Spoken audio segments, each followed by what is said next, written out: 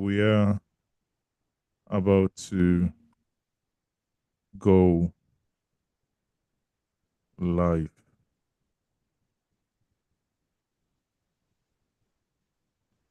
And we are live now. Good evening, everyone. Good evening, viewers. Good evening, those joining us, irrespective of where you are joining us from. I welcome you to this special edition of Nigeria in Focus on NjenjeMedia TV.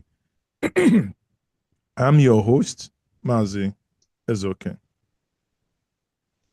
This evening, we will confront yet another national tragedy. And my guest to do that with me is Zariyi Yusuf. Zariyi, you are welcome to NjenjeMedia TV. Thank you so much, Mazi. It's good to be here. Thank you very much. Now, I will say that we confront yet another national tragedy, one that continues to haunt communities in the Nigerian Middle Belt. In the early hours of yesterday, being the 14th of April 2025, the quiet village of Zika in Bassa, local government area of Plateau State, was turned into a slaughterhouse. In just over 90 minutes, 55 members of the Irigwe ethnic group, men, women, and children, were massacred in their sleep by suspected terror militia. Homes were burnt, families destroyed, and future erased. This attack is not isolated. It is part of a grim pattern of what many now describe as a silent genocide against minority ethnic groups in the north-central region of Nigeria. Yet, the government continues to label these atrocities as banditry, a term that offends many. For many, it obscures the true scale and intent of the violence. With me tonight, as I said, I have Zariyi Yusuf with me to unpack this tragedy, the failure of the state's response, the politics of naming, and what next for the Irigwe people and the vulnerable communities in Bassa. Recall that last week, I had people here from the Bokus community from the same plateau who were here with me, and we discussed this. As you all know, last week as well, His Excellency Mr. Pitobi was in Bokus, a place that the government, from the federal government, was unable to visit, but he was there to see and commiserate with the people of Bokus. Today, we are back again. Then I asked, like I did the last time, what is the Nigerian life worth? Why is it that all the time we keep losing young people? Today, in this recent attack, over 60% of these individuals that died are below the ages of 18. 19.6% of the individuals that died are below the ages of 8. Isn't that a systematic approach to this? I do not know. We will dive into this and we would begin to understand certain things that may look like they are coincidence, but in our view, they might not. Right? As we go into this, this is not just about justice for the dead. It is about ensuring that the living are not yet also abandoned to the same fate what befell their dead ones. Zariyi, let me start quickly without any further ado to say, let's begin with the most painful part. Can you describe the event of April 14th in Zika from the perspective of those that you may have spoken to?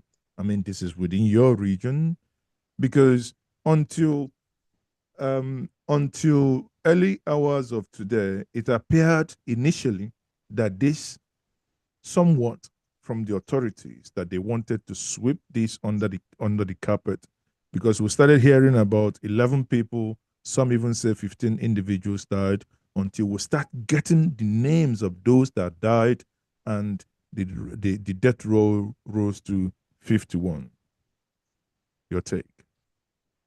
Well, thank you so much. I will first of all say to you that that's a peaceful community, an agrarian community of people who they live in their homes, they love life. And when you look at the corpses, you look at those little children, there were some that were in bed with their mothers, young men who were just spending the night outside, people who hoped to face the challenges of the following morning. The fact that you go into a community and hack people in their sleep to death tells you a whole lot about how the attack was deliberate and it was calculated. And in no way whatsoever can we claim that it was a conflict. Because clearly, if you and I had a conflict, you will not be caught pants down. You would have been awake. Looking at the old, the young, the children, the women, the manner in which it was almost a successful operation. Of course, they do have vigilante that keep watch and all of that, but they were just vigilante that normally try to make sure people are safe, not prepared for the kind of firepower the attackers came with. Of course, they did their best to repel, and possibly the fact that they were awake was one of the reasons why the damage or the death toll did not go beyond that, likely possibly alerting others to take cover and run to safety. But I will tell you, it was an attack that came at a certain moment when a lot of people must have been tired from the events or the activities of Palm Sunday, knowing it's primarily a Christian community. I will not be afraid to put that out. And then they retired for the day to rest. And these agents of darkness sneaked into the night, came in, and ended the lives of over 51. Because I think even after the burial, they discovered 3 more corpses or so, I think, from the reports we're getting on the ground. So it's just an unfortunate genocidal, massacre of a targeted community. That's quite, honestly, that's quite heartbreaking, I must say. There has been an outcry over the government's slow or absence in response. Why do you believe security forces consistently, one must say, that they arrive late or not at all every time there is this attack? Well, I will answer that question by taking you back to history, especially at the peak of these massacres. Kaduna State, I'd say particularly, of course, it will sound as if I'm digressing, but I'll come back. Kaduna State in particular has been notorious. The southern part has been notorious for saying they sent us letters, or they sent text messages, or they dropped pamphlets and said, at this time we will attack. And we shared with the military, and possibly they didn't show up until these people came and killed people. And there will be cases where they would come home the forest and say to the people, well, possibly this is false alarm. And the very moment their absence comes in, the people come in and do what they want to do.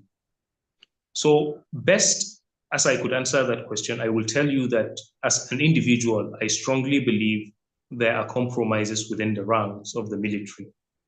I think once I said, if you are not complicit in this, then eliminate these people. But it does appear there are compromises at certain points. For instance, I've been to a number of places where attacks have happened. And when the people narrate these happenings, you ask yourself, well, how long, should it have taken forces to move from this location to this location? And besides that, why hasn't been there any chase? An example is I bump into a community, I do what I want to do, and I take my leave. And the military just comes and says to people, okay, we are here, just calm down. Sorry, we came late. What about the people that attack? Of course, there's a direction from which they came. So one thing that is typical, to answer that question, the first thing I would say to you that is typical is whether they show up early or late, we don't know them to chase after the killers. I will put that to you straight. And I don't care what that how that would be interpreted. So our suspicion is there might, or there is likely, my belief is I suspect there are compromises within the ranks. Otherwise, in places that have already been flashpoints with high activity of jihadists, you can't say you are not prepared to the tooth, such that once there is an alert, within minutes, you have reached the place.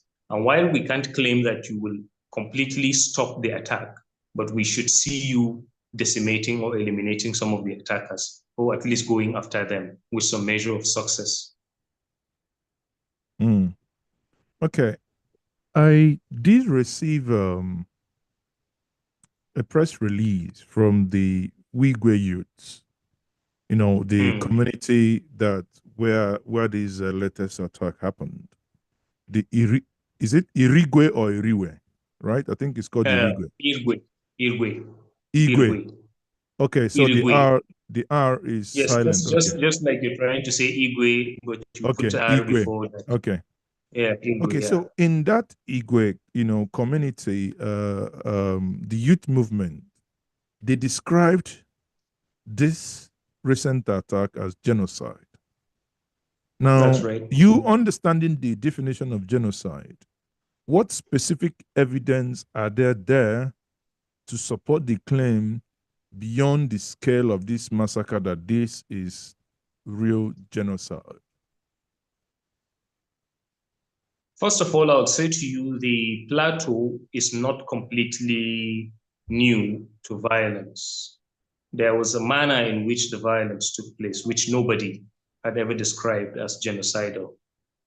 I'm talking to you about the urban conflicts that took place between communities, either sparking off from the marketplace, either sparking off for one reason or the other between this Christian community and that.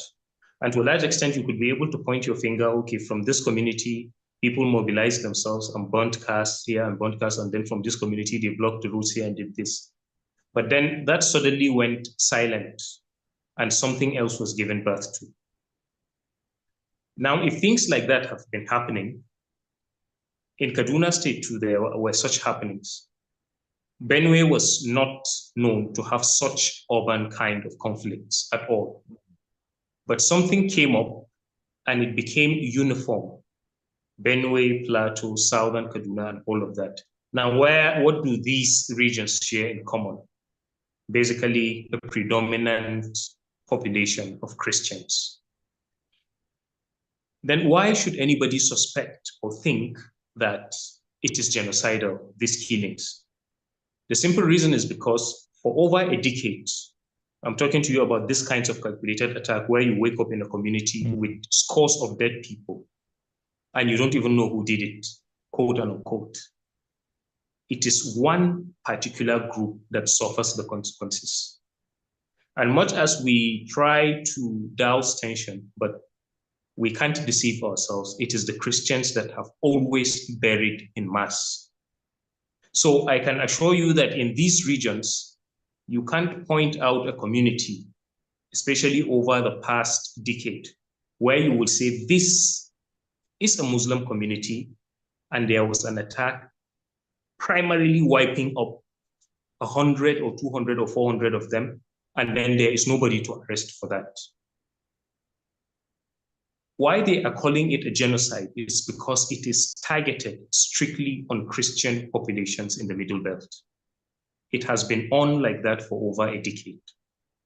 It went on in Kaduna, it happened on Plateau, it heightened in Benue. Like I said, Benue didn't have the normal earlier crisis of the 70s and 80s and early 90s that happened in Kaduna and Benue, possibly because in a general sense, Benue is predominantly Christian. In a general sense, Kaduna is almost a 50-50. And then in a certain way, the flashpoint on the Plateau, which is just not local government, has a high number of Muslims and Christians living together. And so we can understand the crisis in Kaduna and Benue. But for over a decade, we don't have such things. What we have is a certain group that is well armed. And once they strike, the mission is not just to kill, but they try to annihilate. Because that would be the reason why in a warfare, you would break a door open and spray a woman with her baby with bullets and move on to the next room. So the genocidal dimension is defined by the fact that for over a decade, we have understood that the mass burials in this region is of Christians, and then the attackers are the Fulani Jihad militia. And why would we say they are the ones? I will just answer this question. Why would we say they are the ones perpetrating it? There is a group, Meyete Allah, that has been notorious, especially under the Buhari regime, of claiming responsibility for such attacks. It has happened on the Plateau, it has happened in Benue, and they would say, we did this because our cows got missing. We did this because our cows got missing. Here and there, we did this because of this and that. They did so a couple of times, and all of a sudden they went silent. I think there were calls by elders of the Middle Belt to proscribe the group, but Buhari did not listen to that. So we are not completely ignorant of the people behind it, their identity, what they believe in, or the mission they are pursuing. We call it genocide because there are moves to not only kill people, but to take over their communities. Okay. Now, the nomenclature to understand who is actually behind the killing. Now, you speak to certain individuals, you see that there is a thin line between who actually is behind it. Some people, as you mentioned now, some people will say, that which is becoming a cliche. You say, oh, these are done by the Fulani. Some will say Fulani headsmen. Some will say Fulani terrorist. Some will say Fulani bandit. Now, attaching ethnic nationality to it is one part. The other part is, in the conversations I had on this platform last week, I had someone from Nasarawa State who also made the argument that even the Fulanis are also victims of these attacks. Now, the question is, are we simplistically, as Nigerians, trying to give the notion that this is being done by the Fulanese without actually looking deeper into something that could be bigger than Nigerian would ever imagine, that there is an organized terror into its nation and the fabric of the nation. Whereas if you just basically, there's another school of thought to say, if you narrow it down to the Fulanese, then you miss the bigger point of this terror group. And someone earlier today also made an argument that the reason why it appeared something happened under Goodluck Jonathan was because the moment he didn't really care who was behind the attack, whether Kenuri, whether whatever. What he did was to say, we proscribe this is terror. And by giving it that real identity as a terror group, helped in fighting it, and the monster became caged. Your take? Okay, let me put it this way. The attackers, the people, the forces behind these massacres, the forces behind this genocide And I like the fact that you brought in Goodluck Jonathan. When terrorist groups that basically are Islamist in nature, and by Islam we simply mean employing these terrorist activities, these killings, that use of force to impose the dominance of their religion over others. When Boko Haram came up, it was localized and it was dealt with a certain way, which was the Goodluck Ebele Jonathan administration proscribed them early enough. And once they were proscribed, there was the ability to localize them and to meet a certain measure of aggression in fighting them. But because it is an Islamist group, and because the mission was not to localize it to the Northeast, certain other things began happening.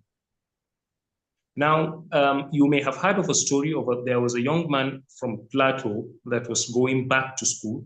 He was stopped, he was killed in front of the camera, and it was Boko Haram that took responsibility for his killing. And they said they did so because of the crisis on the Plateau.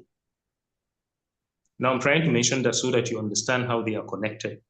Now, looking at the Fulani, you can't actually say Fulani people are terrorists. No, but we can actually say the terrorists carrying out these activities are of the Fulani extraction.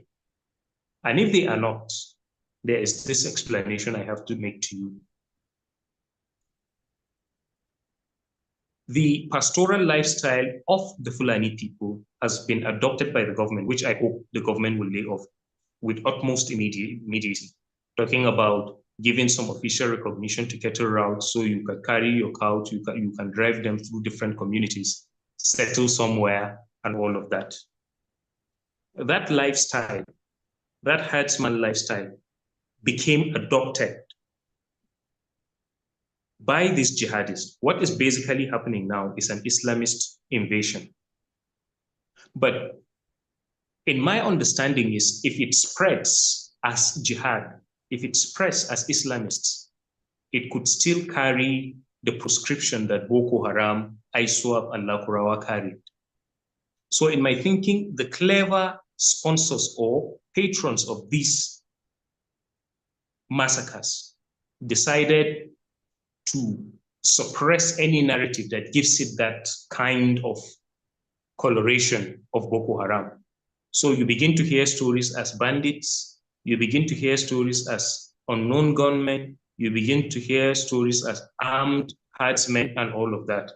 But whatever the case may be, they must not be seen as an Islamist group. And that is what has tied that to the Fulani ethnicity. Not necessarily because anytime I see a Fulani man, I see a terrorist, no. But simply because the criminality that was happening in the Northeast is being spread across the Middle Belt, but hidden under the Fulani herdsmen.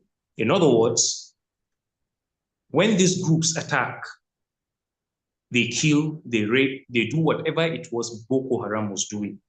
The only difference this time around is when the people cry out and says, this is a terrorist attack on us. There was a time when people didn't really call them Fulani. They said terrorist, and people said it wasn't terrorism. It was intercommunal clash. So however you wish to define it so as to avoid appearing as somebody that is trying to criminalize an ethnicity or a religion, there is somebody coming with an already prepared narrative to counter it. So you are told, don't say Fulani and all of that, or fine. But then when people attack and succeed, you discover that people leave the identity of the people ambiguous. And it is deliberate that they made it such that it is difficult for you to identify who they are without appearing to blackmail the Fulani ethnicity. It's deliberate. It's not just a mistake or a failure of knowing how to do it. It's deliberate that that was adopted. So you hear the language they speak, you see the guns they wield, they come into the community, and by the manner in which they attack, you know they know these people. They kill and they leave. And that is also one of the reasons why, I mean, imagine in Mangu in 2022, around May, they were able to kill 400 people in one attack. Until date, not one of them was arrested. There was no chase to comb the forest and know where they are hiding. It didn't happen. When it happened in Bokos, the same thing happened. When it happened now in Irigwe land, nobody is going after them. Are they ghosts? They are not ghosts. Possibly, could it be that the reason is if the military went after them, they could get to kill them, I will know exactly they are people we have always suspected. So it's a difficult situation. And how dicey the situation is was deliberately made so by the propagandists of these jihadists. That basically is it. So as to get you to a situation where when you attack, they say you killed a Fulani man. When you sit like a dog and they come in and kill you at night, they say unknown gunmen came. Even the notion of it being terrorist attacks are still being debatable by people. They don't want to accept it. The measure of casualty in the Middle Belt has far gone beyond what you find in the Northeast, but nobody will ever admit it's terrorists. Now, even beyond the semantics of adding ethnic prefix to the name of who carries this attack, is another, in my view, something that bothers me too, which is that the government continues to use the word banditry instead of terrorism in describing these attacks. Understanding labeling now, this is not marketing, but understanding criminal labeling.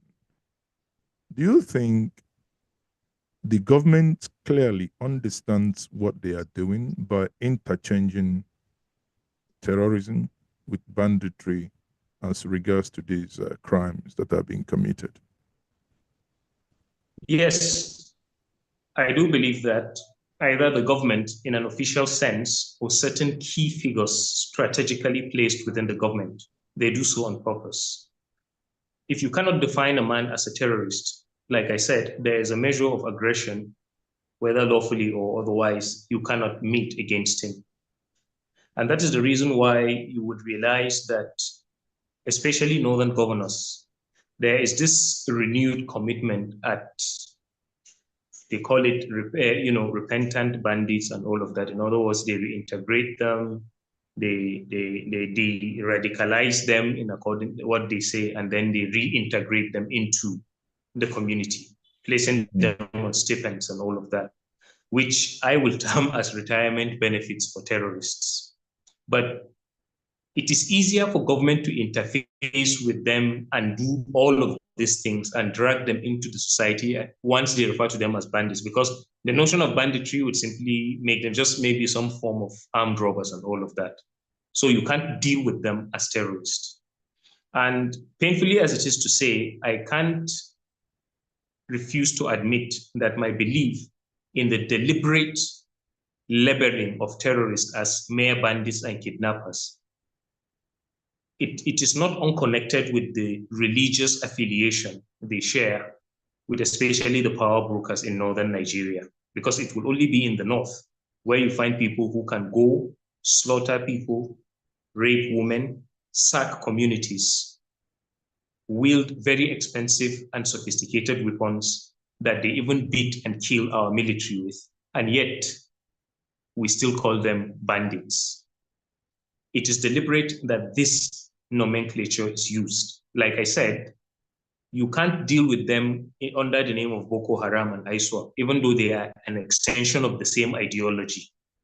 Because once those ones have already been proscribed, it wouldn't really make sense to have this kind of interface between them and the government, especially where we find Islamic clerics visiting them and trying to appease them by telling them, separating their soldiers. Some of them are Christians, some of them are Muslims. It's the Muslims that are harsh on you. It's the Christians that are harsh on you. The Muslims are not, and all of those things. You can't do that with terrorists. You will equally be a terrorist. But once you are able to suppress or change the nomenclature and refer to them as bandits, possibly people who are just hungry. I remember the same cleric said that they are just hungry and they're looking for food to eat.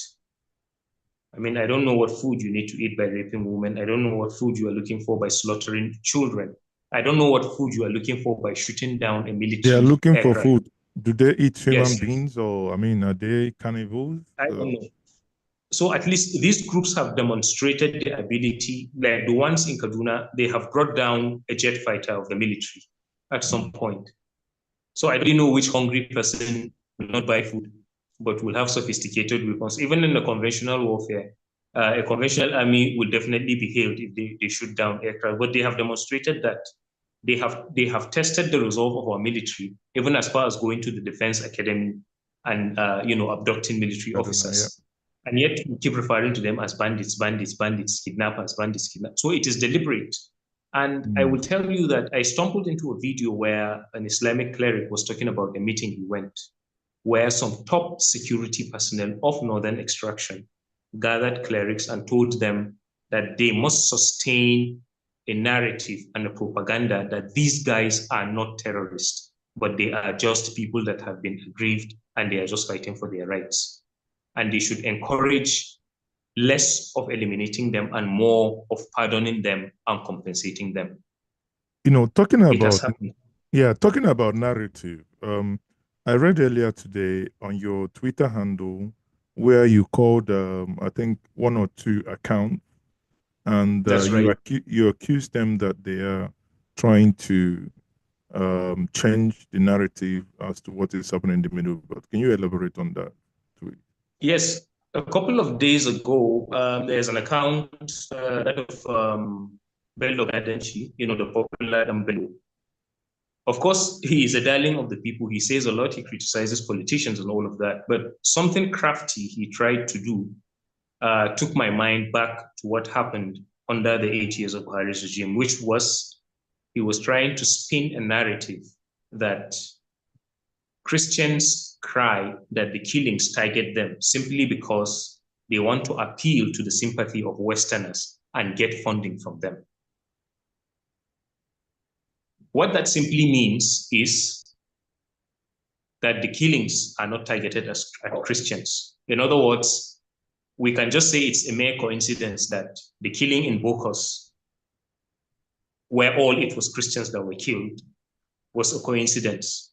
The one that just happened yesterday was also a coincidence that it was all Christians that died. The one happening in Benue is also a coincidence that it's all Christians that are being killed and their communities being sacked. That all of the kidnaps happening with bishops, all of the facts that terrorists take people and they have this habit of letting go certain orders based on their religious affiliation, like happened in the case of the Chibok girls, that is all being made up by Christians. It's not true that churches are being burned. It's not true that Christian communities are being sacked. Why I took that up, particularly with him, is because you would notice Nigeria is not in the CPC list, the country of particular concern. It was removed at some point. And that was the kind of narrative that people like El-Rufai continued spinning out throughout Buhari's regime. So all of the atrocities that were meted against Christian by these Islamist groups, people ignored them. And that's the reason why you hear people saying, no. If you want attention, stop mentioning that it is religiously motivated. The whole idea is to suppress the fact that it is religiously motivated. In other words, the jihadists get to prosecute their war and do what they want to do, while the Christians are told, don't say it is religiously motivated, otherwise you won't get any attention. And if anybody dares say so, he is labeled as somebody looking for arms from the West. So that is his own case. And the case of Zagazola, Makama or something, I don't know where he gets his information from. But having clearly written out the names of those who have died, and after burying them, he came up with a false narrative that the numbers were just 17, not 51. As a matter of fact, he put it in quote, only 17.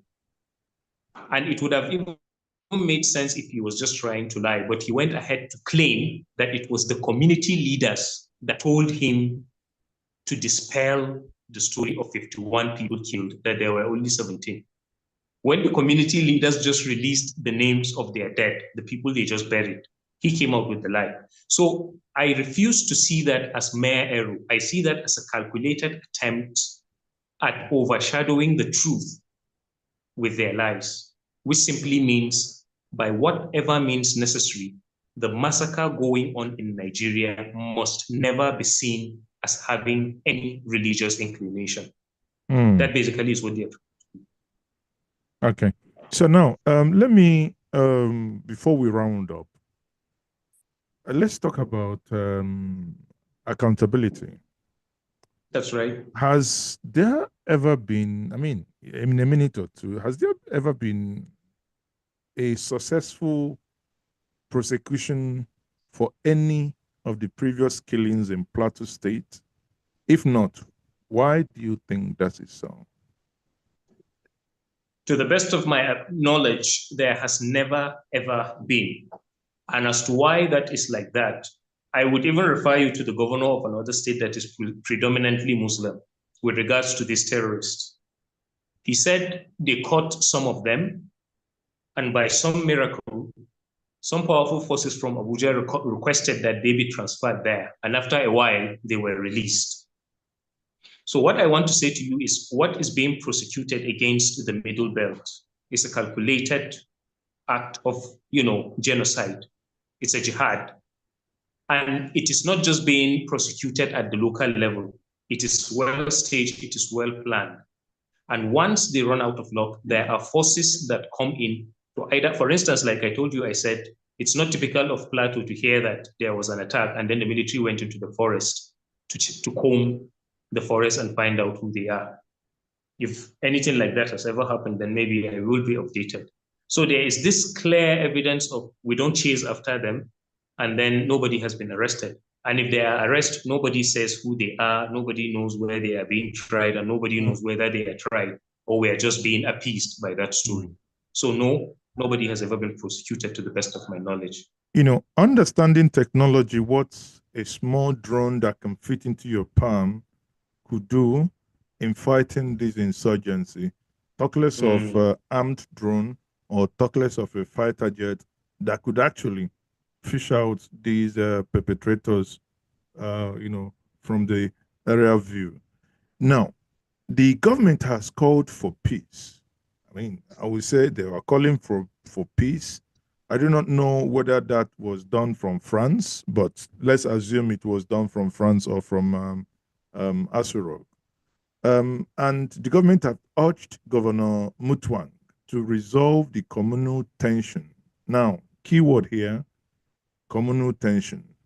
Do you think this framing, by the way the government referred to this as communal tension, accurately reflects the reality of the current, I hate to use the word conflict, the current massacre?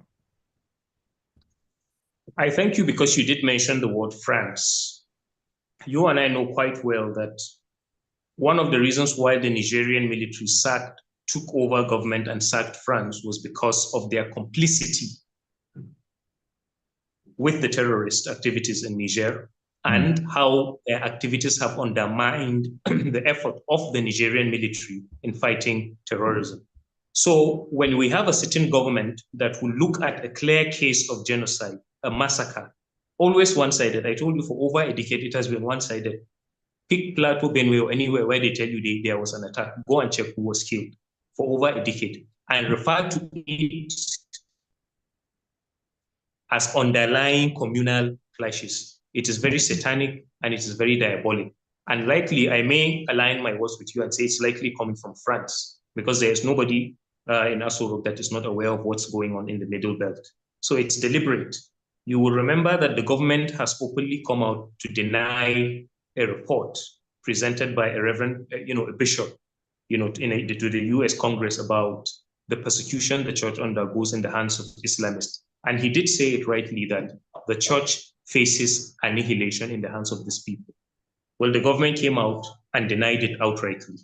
And so I think it is in line with that denial, possibly orchestrated by the Islamists that are highly placed in the government, that the Nigerian government itself, trying to please certain foreign nations that have been known to become merchants of insecurity in cashing in on the resources of the government, they made the statement in that line. So it is a falsehood, it's a lie. And what makes it more dangerous, it may have just been orchestrated from, outside the country to continue suppressing what is going on. Now, but okay, in all this conflict, in winding up here, some communities are now beginning to explore, put it this way, they are now beginning to explore self-help or advocating for self-defense.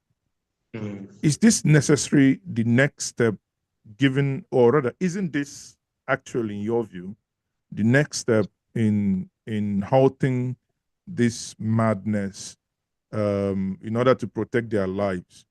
What are the legal and moral implications?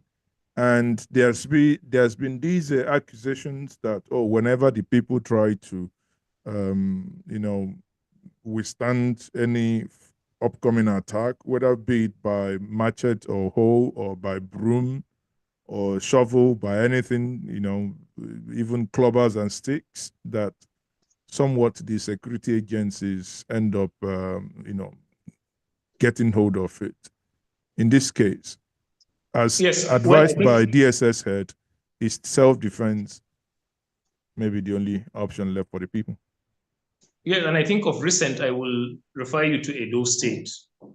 I mean, the people there, the men have been crying about what has been happening to their women, what has been happening to their farms and their communities. But it will surprise you to know that when the security forces stepped in, rather than comb the forest and eliminate the criminals there, they rather focused on disarming the vigilante and the rest of the people. It is not new. It has been typical of the Middle Belt. But looking at self-defense, the legal implication of it is, the truth is, it's lawful, locally and internationally. When a man comes for your life, you have the right to defend it. That's one. Morally and spiritually, it is a divine right. Life is precious, and there is no reason whatsoever why you should play victim and allow somebody to take it. You, even yourself, that feels it is my life, you didn't make it. So it is, you are a custodian of that life that has been given to you by God, and that is the only way to go. Why I will encourage that, especially like the DSS boss was saying, is because it is obvious, it is clear to him that even if the security forces in Nigeria decided to face these people, all of the fronts in which they appear, they will be overwhelmed. And the communities, the people will have to become responsible for protecting themselves. When you become an endangered species, self-preservation is almost a reflex action. You will have to protect yourself. If you cage a goat in one corner and it noticed it was its life that was at stake, it will fight you. And I think that is where we are. And I will just use this avenue to call on the people of especially Southern Kaduna, other parts of Plateau, Mangu, Benue, as communities, organize yourselves and stay at alert. Because my fear is that the sudden resurgence of these attacks may not just end on the plateau, and we might just be looking at the tip of the iceberg. And looking at how incapable our security agencies have been in even stopping the attacks from happening in the first place. Frankly speaking, the people must defend their land, must defend the wives, must defend the old, must defend the children and their lives. That is basically what I would say. And I think other communities, especially in the Middle Belt, must be at alert because, I mean, the Irigwe land was peacefully going to bed, and then somebody they just woke up with over 51 of them being killed in their sleep. So who knows where they are going next? And the unfortunate thing is none of the killers has either been killed or arrested, which means they have gotten away with it totally. Okay. And finally, before I let you go, Zariyi, what kind of support, emotional, financial, legal, do you think the displaced and bereaved families of Zika need right now? Are they getting any from any NGO or from any state? What must happen immediately if this cycle of impunity and slaughter is not broken? And how can viewers, those watching us now across NjenjeMedia platforms, how can the viewers, both in Nigeria and in the diaspora, support those that have been displaced and those that are in their need right now? Well, the truth of the matter is that a lot of material support is needed in the immediate because when you look at the name, you would notice there are families that almost father, mother, siblings gone and all that. When I say material, I mean they would need a place to put up, they would need food to eat, they would need things that would keep them from contacting diseases, because when you look at the manner in which the burial took place, you will notice the almost total absence of any immediate aid going to that place from the government. They would need moral support, they would need a lot of advocacy, because unless we properly define the problem to the international community, it will never be resolved. They need that. And most importantly, they need a lot of orientation, and they need people coming in, interfacing with them, and knowing how to rebuild. They need rebuilding, because you would notice the houses were damaged. And one of the things the terrorists do, if it was rainy season, they just don't do what they have to do. They equally go as far as primarily destroying crops. If it's a village or a community where they have barns where they collectively store their grains, they destroy them. If it's a community where they do irrigation, they destroy the equipment they use and all of that. So it's actually a genocide, because you kill the people and you equally find their source of livelihood and destroy it and all of that. So they need moral, they need spiritual, they need material support. People will have to be on ground and make sacrifices, touch the lives of people. A lot of kids have been orphaned. A lot of women are now becoming widows, and who possibly solely relied on their husband for help. So much is needed in that community, and immediately, as a matter of fact. Okay, for those of us watching, on the screen are the names of the individuals that basically were victims of these attacks. And you can see that starts from Musa Dako, Daniel Adams, Obadiah Usman, Zenas James. And you can see that their ages ranged from 3 years to 58. Now, in percentage-wise here, you can see that under the age of 18, you have about, 60% of the names here are under the age, under the ages of 18, and 19.6% of the names here are under the age of 10.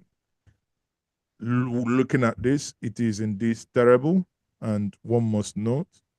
And on this note, we say once more, may the souls of the perpetrators, the innocent men, women, children who were killed and lives knocked out of them in their sleep in the community of Irigwe, may their souls rest in perfect peace.